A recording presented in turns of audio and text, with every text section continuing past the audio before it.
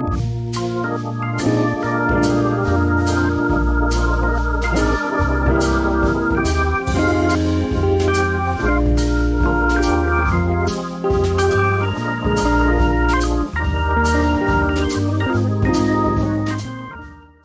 back to another episode of Heart Like Harriet, where we discuss all things freedom in love, work, wealth, and creativity.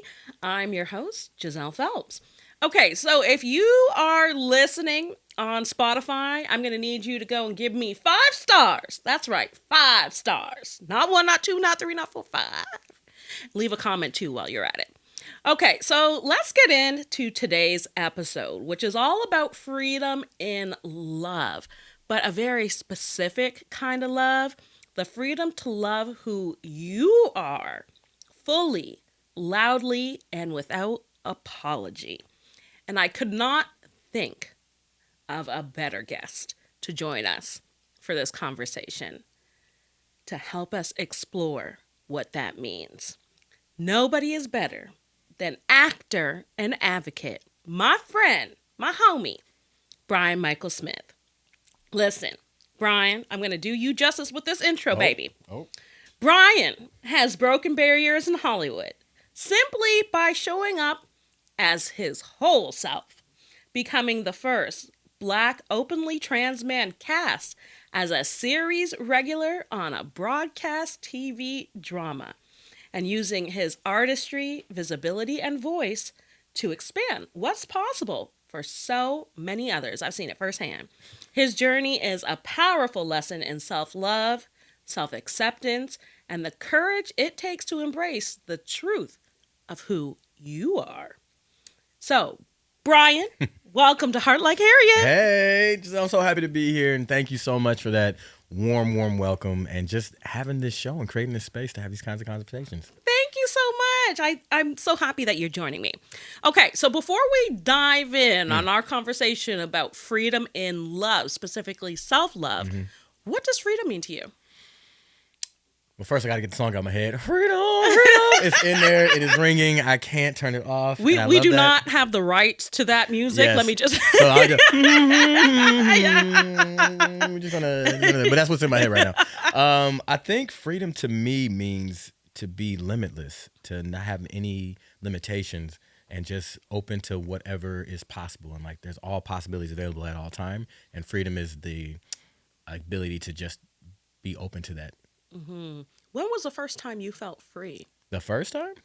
Probably when I came out the womb. It's like, hey, we about to hear, You remember? No, but I think that's probably the first time I felt it. I do not recall, but I'm pretty sure it was nice to be out of there. The first time that I actually recall. You already cutting up. We like two seconds in. Listen, okay. I'm going to keep it real. I love myself. I love my nonsensical nature. It's coming out in full effect. But yeah, the first time I felt free, I think as a child, I think I felt more of the containers that were trying to be put around me than the freedom. I think I just always existed in a state of freeness. I was very strong-willed. If I like something, I'm going to go for it. If I don't like something, I'm going to run away from it. So I kind of always had that. So I think a lot of my early experiences was just my mom and my aunts trying to corral me. So I think I just always kind of existed in a state of freeness and then started to feel where the limits were trying to be placed on me. And sometimes I would just not accept those limits. And other times it's just like, trying to play into what felt safe or what, felt would keep me in the spaces that I want to be in. Yeah. And childhood itself is a form of freedom, right? Because you're talking, I'm visualizing like your mom and your aunt, like literally trying to wrangle you and everything like that, right? And it was a lot of wrangling. I think, I don't know. I was never diagnosed with anything. I grew up in the 80s. And so it was just rambunctious, just, just can't sit down, can't sit still, like a little tornado. And it was just, I like stuff. I had a lot of energy. I was very playful. I was very animated. I loved cartoons. I loved being outside. I didn't understand the difference between outside and inside, which drove my grandmother crazy, That is very interesting. Yeah. So, you're going to be inside or outside. Yeah. What do you mean you didn't understand the difference? In terms of energy and loudness and what you're able to do. Like when you're outside, you need to be outside and be doing outside stuff, have an outside volume. When you're inside, you need to get down, don't climb on stuff. And I'm just like, it's all... I feel like I I still don't understand the difference Right? of an inside voice and They be making that up. It's a myth. Fake news. that is Inside voice is fake news. So speaking of your upbringing, you grew up in Michigan, Yes. right? Yep. So, during your upbringing, when did you first, start to develop self-love and loving yourself for who you are? Again, I think that's my default.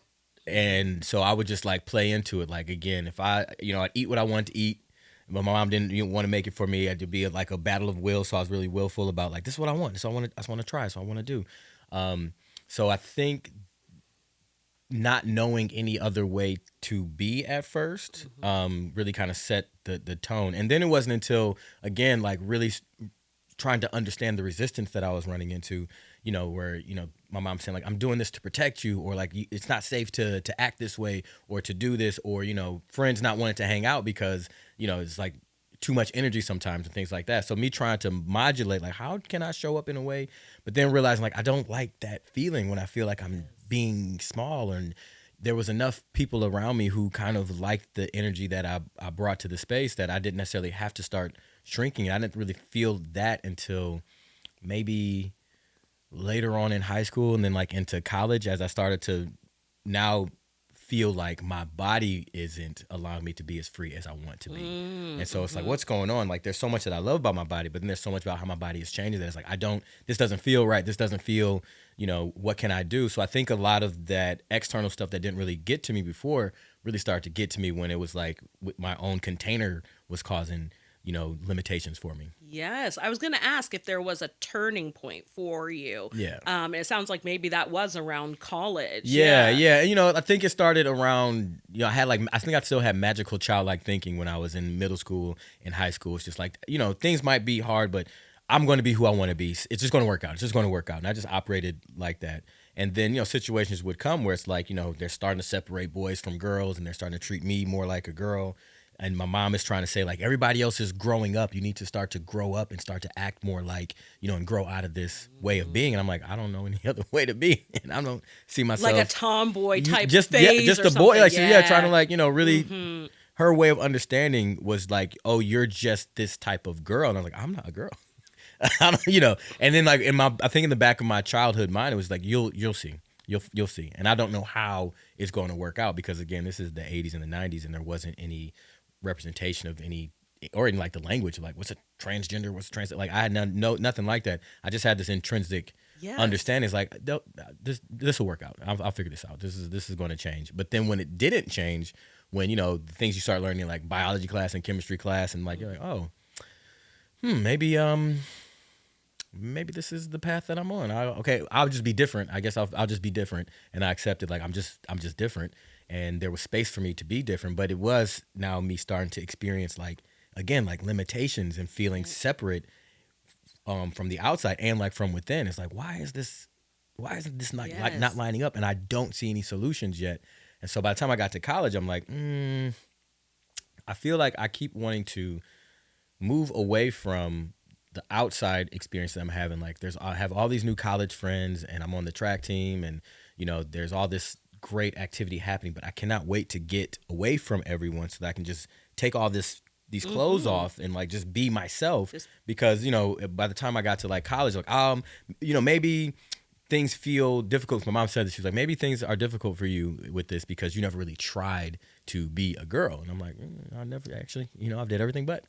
Oh, interesting. Yeah, so she's like, why don't you, and I was like, okay, maybe I won't feel this sort of tension, I guess, if I give it a shot, if I lean in, if I do what she says, which like grow out of it and like put it aside. So like I'll try it. So you tried? I tried from like 18 to like 19. Really? I was trying. I was like, okay, I'll not wear as boyish clothes and I'll try to really like lean into whatever femininity is supposed to be and just embrace this. And then I got a fresh start. I'm going to college in a new town. Nobody knows that I'm so boyish. Nobody knows I was on the boys football team, so I can just like start from scratch. And, no one will know. But I get there and it'd be like, I'd be, put all this work into like dressing as femininely as possible and like, presenting myself in this way that still feels like myself, but it's still like more feminine. And like within like 5 minutes, be like, you're such a guy. Oh my God. I'm like, Because you're still you. I know. Just like, well, then why do I have all this shit on if this stuff on, if like this is what's going to happen? So it was really weird. And then that's what it would end up happening. It's like, I want to not participate in the things I actually want to participate in because I just want to be comfortable. Yes. You know? So yes. I'm like, that lack of that sense, like, I don't feel free. Yes. And it's not really coming from outside. It's like, I don't feel like free within myself. Yes. And then like, trying to see, when does this end? Because maybe this is just the phase. Like, once I finally get used to this or whatever, like once I get over the hump, right now I'm like 19, like what is things gonna be like when I'm 30, and I'm like, try to picture myself like it's 30. And that was like, oh wait, I never imagined myself like growing into a woman. And then when I thought of like 30, that was like the reality of like, if I could, I don't know how to, like, that doesn't, I couldn't even do it. I was like, oh my God. When you visualize your future, you visualize yourself as you are today. Yes. Yeah. So then to like sit here and really think like this is the road that I'm on, like try to picture like what is a woman version of me. It's like, it was terrifying. It's like trying to picture yourself as a man. Like, I can't do it. And then you do, and then it's like, and then like when you can't quite do it, and then when you do it and you realize like that's where you're going, it was like, oh no. Like, this is not going to end. I'm always going to feel like this. Like, every time I try to suppress this or like pretend that that's not my truth, that I'm not really, I don't have these feelings, it shows up anyway. And then when I like embrace it, comes like I get to have a word for it. The dysphoria comes back so intensely that it's like hard. It's like, I'm just going to keep cycling through this and then wasting time away from who I want to be with, what I want to do, trying to pretend to be something that I'm not really good at.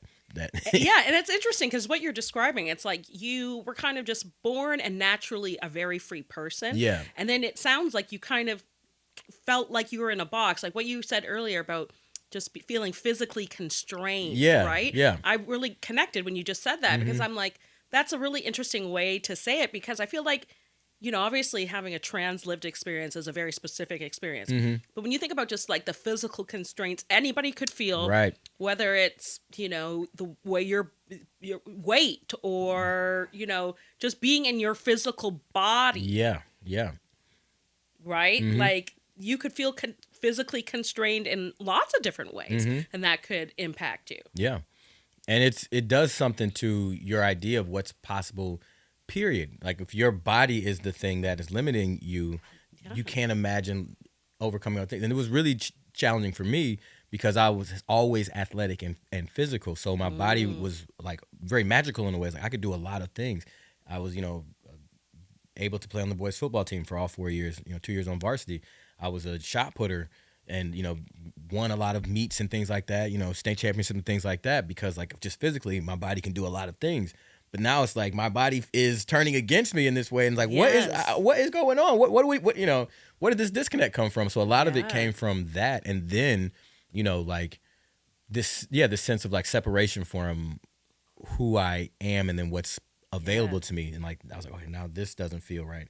There's a lack of possibility. So now I really don't feel as free in so many ways because people are telling me because of your body you can't do this, because of your body you're not supposed to do this. Because I'm like, I don't even believe that. But then truth is like, so it was a lot to sort of try to figure out, and then to not have that many people who I could talk to who might be experiencing something similar. Because again, this is still very early internet time, and like there was no Google at this time. These conversations were not had when we were young. Yeah, no. And like, and if they were in like very specific spaces in specific cities. Like I was in Michigan and like Kent, Ohio. Like who is got to drive through a cornfield to get to the school? Like who is out here talking about this? You weren't in West Hollywood. I was not. Yeah. I was not. I was not at the Abbey. Abbey was a girl in my class. That was about it. So I didn't know what to do or necessarily where to look, and I had been really limited about that because I grew up in a Christian family, and so like there's just some things you just don't explore. Everything that's not in alignment with this, like that's just the devil, and that's just other cultures that think that kind of stuff. And I was like, well, I don't know, man. I don't know. Me and God been cool. This is not a secret between me and him. Okay. So there's, I don't know. I got to look into this myself. And so that kind of was a good turning point for me to really start to develop my own relationship with God, with the universe, with like all these things. Like you got to ask these questions on your own. And it's like everybody else has a stake and who they want you to be. So it's like, I cannot talk to my mom about this. I can't even talk to my pastor about this. I can't talk to anybody about this. It really is between me and my maker. And we seem to be in some kind of alignment, but I have questions now. I feel like the only answers really can kind of come here. And so it really forced me into this, like, let's really figure out who you are in a total picture, because there's the way you think you want to be, there's the way people are telling you to be, and then there's the way in which you are. Let's see if we can just kind of get everybody in alignment and move from there. So that's what ended up happening around 19. I was like, I know I'm different, but like, how am I supposed to live like this? You've given me so much food for thought, because I'm like, make sure to come back to that point. Yeah. Make sure to come back to that point. Okay, but you're saying it was around 19. So was it around 19 when you decided to go public? There wasn't even enough public to go to. I didn't even have no words. Like, it was like, I'm just asking questions at this point. Okay. Because I didn't know anything, right? Okay. I had just figured, like, I know that I'm different. I guess, am I the only person in the world like this? Mm-hmm. Like, yeah, I know that there are gay people and LGBTQ people or LGBT people, but I think their experience is different. The few, like, gay people and lesbian people I've talked to, it blew my mind. I worked at this Girl Scout camp, and this is when I realized, like, no, you're having a very different experience than a lot of other people. Where I spent a lot of time for the first time with a lesbian woman, and it was just like talking, like, we were part of a friendship group, and we're just hanging out, and I was asking her some questions. And, I thought that we had like a similar kind of feeling about things and about life. And then she was like, yeah, I love women and I love this. And like, I was like, yeah, that. And then she was like, she said something, but I was like, and it just blew my mind. And she was like, and I love my body. I love my tits. I was like, you like being a woman? She was like, yes.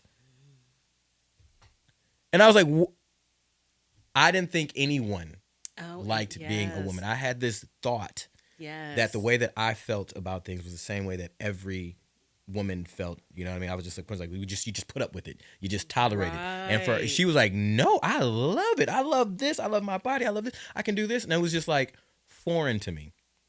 And I realized I am really having a very different experience than a lot of other people. Whether they're, it has nothing to do with attraction. Because she's like, I love being a woman with other women. And for me, that was like mind blowing. Yeah. And I was like, oh, wow.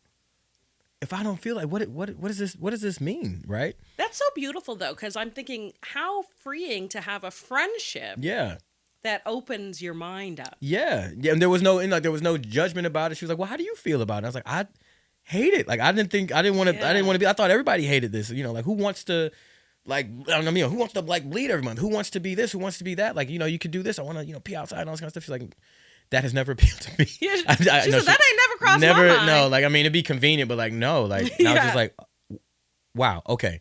So who am I? What's going on with me? And then is there anybody else who feels this way? Because everything that's been coming at me has been people trying to tell me that just means that you are you're homosexual. And I was like, I haven't felt. I think that's more about who you like and who you are attracted to. It's like, people who are attracted to other women actually like being women too. People who are attracted to men, they like being men too. They just happen to be attracted to the same. That's not what I'm dealing with here. I'm dealing with this sense of like, I'm not really a girl, but everybody's trying to like tell me that I am. So when you finally piece that together, the difference between gender identity and sexuality, how did that free you up? It let me know like things that this sensation of people putting things on me, I don't have to accept. Yeah. It's like, that's not true. And like feeling like, oh, maybe that must be true. That's what everybody keeps saying.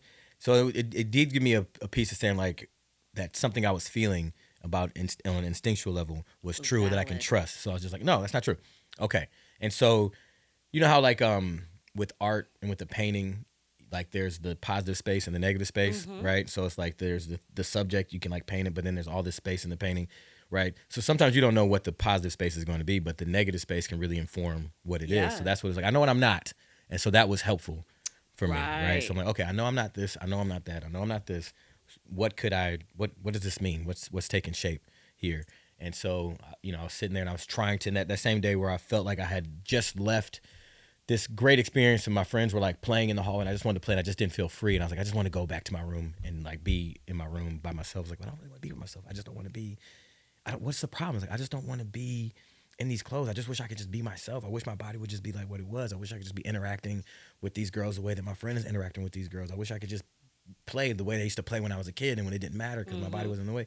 And it's like, and then to try to picture the future, it's like, I can't see a future for myself. Like what? There has to be some way, right? There has to be something, right? There's got to be a way. And it was like, there is. I was like, Wow. what do you mean? What are you talking about? You talking about? You can't be talking about that. You can't be talking about no sex change. Like that's not really a thing, right? Who said that anyway? Was that God? Is that the devil? Like who's going on? Am I going crazy? Like I never thought about it. I never let myself think about it because of everything that was put on me about like, you watch Jerry Springer and it's like sensationalized, like it's not real, or they're presenting people who are cross-dressers or people who, That is so true. In the 90s, it was not. It was very tabloidy. Very, very sensationalized. Yeah. So that's like, there's no one really lives this life. There was something that appealed to me about being able to just fully live as you want to, but what was being presented wasn't really people who are fully living in their truth. It was like this idea, and it was this sensationalized, sexualized Very thing. much So I was like, I can't entertain that because that seems like it's wrong. But then I was like, look. So I was like, all right, I'm gonna get up. Went over to Ask Jeeves because it's pre-Google. Ask Jeeves. I had to ask Jeeves. Jeeves, like look it up. And so I think I looked up like can people change sex? And then can people go? We always seen like what they love to present as male to female, but do people do this in the other way? And and so I looked, and a couple of websites came up, and the first time I read like. I feel like it was probably like a blog, somebody's like personal page, and they were just kind of like describing their childhood experience. I was like, oh yeah, yes. Oh yeah, like in 2 years old and feeling like this, and then like fighting over like the clothes, and then feeling like when the classroom got separated, by gender, you always felt like mad, and everything was like it was just like everything was in alignment, and it didn't do the thing where they do all of this and then they get to, and then I realized I loved boys, and I was gay, and it was like it kept going, and it had nothing to do with that. It was just I just realized I have this sense of discomfort, this almost like debilitating sense of discomfort when I'm forced to present or be what I'm not. This dysphoria is like, this is language. This, oh my gosh. So it was like and then they, because of this, they saw a therapist. They talked to the therapist. They realized that there's this thing called gender identity disorder and all this kind of stuff. And I'm like, what? So it was really eye opening, and I like kept looking. And I think what really helped me see a future for myself and like really recognize like I am not the only person in the world like this. You can live a full life and be fully yourself. Was coming across Jameson Green's website. He's a trans man and an author, and just a very brilliant man. He wrote his like autobiography called Becoming a Visible Man. And so in the back of the book, or on the website, it was his kind of like biography. And the same thing, I'm reading through his life experience, young, feeling like this, feeling misunderstood, feeling like he was man, trying to embrace a lesbian identity because that's all that it was available to him, working construction, and just always feeling more comfortable in like male-oriented spaces. And then around the age of 40, really start to kind of look into how can he live his life the way he wants to like live his life and like really be, the man that he is. And I had a picture of him when he was like 40, and then I had a picture of him the year after he like started his transition. And it was like, here's just this man. I was like, oh. That's when you knew. That's when I knew. I was like, oh, okay. So I didn't know how it was all going to come together. I'm on the track team on a women's scholarship. Right. I'm like have to navigate my family. I don't know when, I don't know how, but it's like I know that's my path. Like that's I your have a future, because I can see myself. So it's like, okay, great.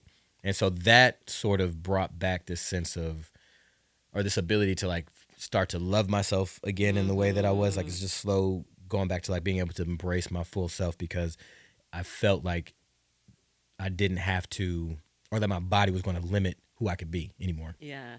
Let's talk about your career in Hollywood. Yes. Because you really have made history. And so when you got cast on 9/11, what did that moment mean for you?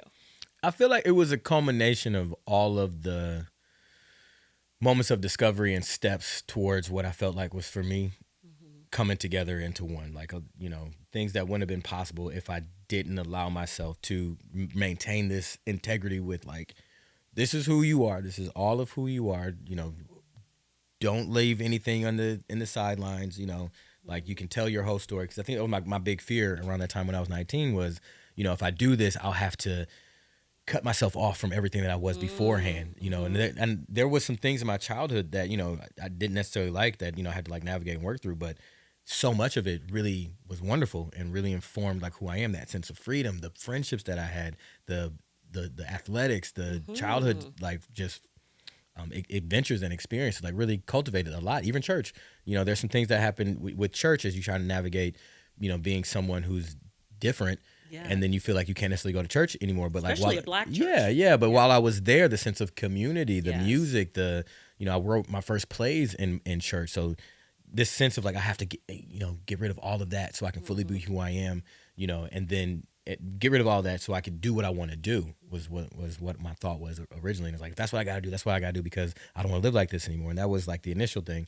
And then around this time I was in college, I was studying acting, and I was having a similar thing where it's like I'm not going to be able to play the roles that I want because they think that I am a woman and I don't know how to play these roles and I'm not interested in playing these roles. I don't know how to do it. Yeah. So and then I had to kind of take a pause, and I was like, I'll learn production so that way I can make whatever I want. I can cast myself however I want to be. And so when I came out of school, when I was able to embody myself more, I was thought to myself like, am I really going to be able to be an actor? Because there's still this Hollywood that we have where, you can't even be out as a gay person. You won't get cast. You won't do this. So and like, who's the trans people? We don't know. So I didn't know how I was going to do this. And early on, I thought, well, maybe I just have to keep that to myself. But there was a sense of like, that doesn't feel free. Yeah, that doesn't feel free. It doesn't feel free. It doesn't feel, but I'm going to. It'd feel like passing, right? It would feel, like trying to pass. Yeah, but it would like, you can't do that as an artist. Like you have to bring yourself into the work. So I didn't know how. Again, I was like, I don't know how I'm going to do this, but I know I want to. So I'm just going to keep doing the things to kind of prepare myself for that to be reality. So I'm going to learn production in case I got to make my own stuff and just cast myself in it. I'm going to, teach media literacy and work with young people as like a way to make money and a way to keep developing the skill. And then when I went to New York, I'm like, I have to go to New York. I have to go to LA if I really want to make a career out of this. And so I ended up going to New York first. And I was doing acting adjacent work that was still fulfilling and helpful for me as my personal development. I worked at the LGBTQ Center in Manhattan. Oh, wow. And so that was my first time really being in that community. In the community. So I got connected to the sense of history, the way in which people kind of forged their path there, and like this ancestry of like fighters and individuals who just were able to fully embrace themselves, just be unapologetic. And that was really informative. And then the young people, and just seeing how valuable it was for them, and reminding me of my own experience of how valuable it was for me to just sit in the same room as somebody who has my same experience. To just see, just for, I didn't have to say a word, but just to be a black trans man was so revolutionary for like some of these young people like in the space. Many. Right? So I'm having these conversations with them about my life and just how you navigate life, and I'm encouraging them like, don't let anything knock you off your path. There's something you want to do, like do it. And then I realized like, Brian, you haven't really done what you said you want to do. You've always wanted to be an actor. Because now you need to lead by example. Yeah, and it's like, how are you going to be saying this? And like, you are doing acting adjacent work. It's still related, but I never really fully went for it. Yeah. Right? I'm like, And now I'm like, I am myself. I should do, you know what, kids? You know what? Yes, and I put myself here, and it's like, do it. There's the thing that is stopping me right now is my own sense of like, I don't feel like I can control this thing, like this acting. Yeah. Like I know my skill isn't there. I didn't really get much acting development while I was in college and undergrad. But here you are in New York, which has some of the best training in the world. You put yourself here. You had this book by William Esper that you've been carrying around for 2 years. You really want to go to this school. They have a website. Yeah. Submit on the website. If you get in, great. If you don't, at least you put a step in that direction. And I ended up getting into school, and that was really grounding for me, because it helped affirm like you are an actor. Yes. It's like, and this is your craft. This is a big part of who you are. And then you don't have to worry about all this external stuff right now. And the technique that I did, I think, was really affirming as well. I did a Meisner-based technique, and it's all about living truthfully in imaginary circumstances. Oh, wow. So that forces you to, Yeah. So I'm like, so the first bit of training is like, you don't even get scripts. There's nothing. It's like literally just, how do you respond in Wow, that's circumstances. It's powerful. great. It was like, and you have to do therapy at the same time because I was gonna say, I stuff feel is coming up. I was gonna say, I feel like, yeah, Stuff will be coming. You this- think things you think you have resolved, like you will find, like so you'll put yourself in an imaginary situation, yeah, and then like the situation that's happening, like should probably be causing you to be upset or should be causing you to be angry. And I'm realizing like I'm not. yeah, You know, my teacher summed it up really nicely. Is it's like you have some stuck keys. Everybody has some stuck keys on their piano, right? So it seems like you got a stuck key around expressing anger, and you got a stuck key around like grief. So I'm like, so go to therapy and like work that out. I might need to go take an acting class. Everybody really, truly. This sounds like a great exercise in just self-development. Yeah, Yeah, 100%. Everybody should do some arts. Everybody really should, because arts just reflect back to you kind of like what's going on inside your internal world. Yeah. So like doing that, getting to really see myself and see where the areas of kind of like stuckness were. Yeah. Dealing with that, and then developing the skills, the craft around being able to perform, maintain a character, maintain a performance. I'm like, all right, I feel like I'm ready to do this. And by the time I finish the 2-year program and the masterclass program, I'm like, I'm an artist. What do I want to say? Right? Yes. I feel like, similar to my own transition, I spent all this time like becoming a man. Then the question is like, well, what kind of man do you want to be? You have to decide it. So same thing as an artist. You're an actor. What kinds of stories do you want to say? What are you going to bring to this role that somebody else isn't? And it goes back to what we were saying before. It's like being able to bring my whole self, no stuck keys, and then no sense of like, I can't talk about my trans. It's like, no, that colors so much of how you respond and like what you can bring to a thing. So I felt more integrated and more ready to do it. So by the time I got to 911, it was like, I feel like I'm capable to do this because I understand who I am. I understand what the community that I represent, mostly both the communities, as a Black person and as an LGBTQ person, I understand what this means. Because I did this community activist work and this community organizing work and these group facilitation and learning how to like have conversations about things, I think I can handle the responsibility that taking these kinds of roles and being, more publicly out. Like, it's not that I was necessarily like stealth or anything like that, but it was like, if the role doesn't require anything that has to do with the trans character, I don't need to be like just disclosing about that. There'll be flavor in the water for sure, but if that doesn't, I just want to make sure I'm getting the most experience that I can. And then when I feel like there's something I want to explore with my experience, then I'll do that. And so by the time I got to 2015, 2016, and I had seen Orange is the New Black, I was in a place where it's like, we have more trans representation and better characters that are being written.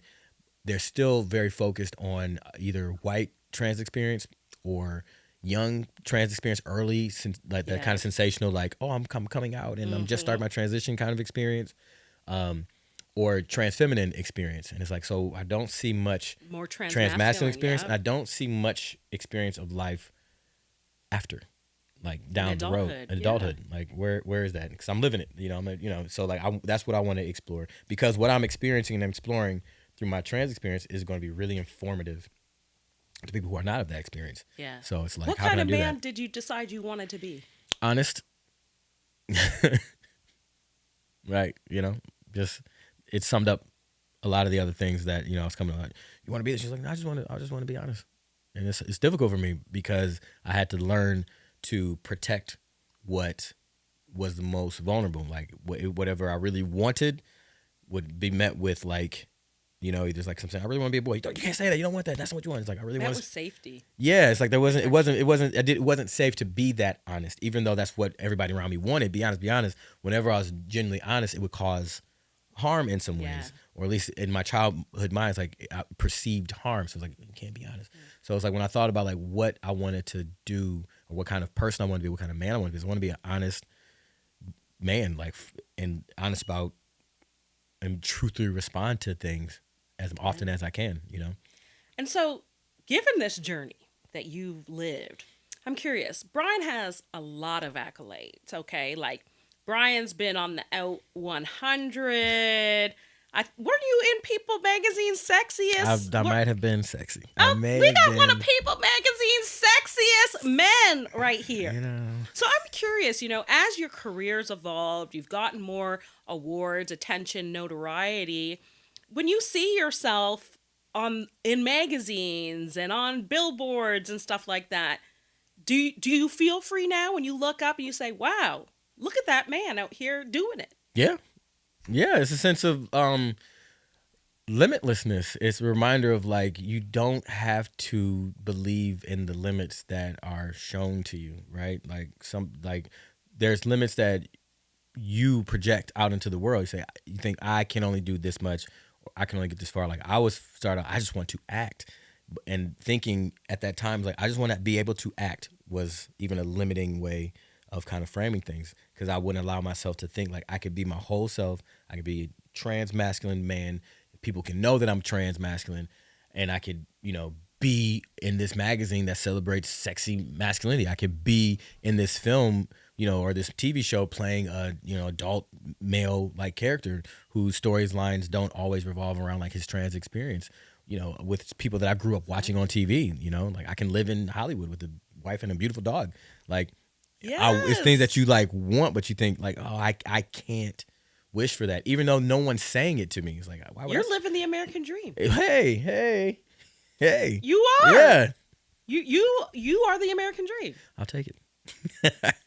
This was everything, Brian. Thank you. I could keep going, but I know my executive producer over there is saying these episodes are only 30 minutes. 30 minutes. Okay. Brian, where can folks go to find you, keep up with the projects, your advocacy work? Brian does a lot in the LGBTQ plus community. You're on the HRC board, and you do a lot of stuff. So where can people keep up and find everything you got going on? They can find me on Instagram. That's the most up-to-date place. So Instagram at @Brian Michael. Brian with an I. Classic Brian. Don't play no games. Okay. Brian, thank you so much for being on Heart Like Harriet. Yeah, thanks for having me. This was a pleasure. Yes.